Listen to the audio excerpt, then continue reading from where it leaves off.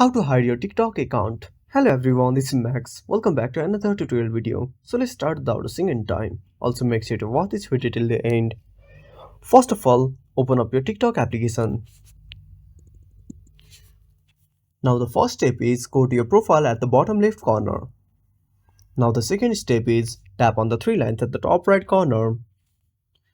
Now the third step is tap on settings and privacy. Now tap on privacy on the accounts. Now the fourth step is simply tap on private account.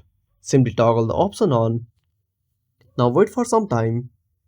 Now the fifth step is tap on suggest your account to others. Now simply toggle all the options off. Now once you do all these steps, your account will be equivalent to hidden. And that's it. Thanks for watching. Make sure to subscribe our channel and hit the bell icon. See you in the next video.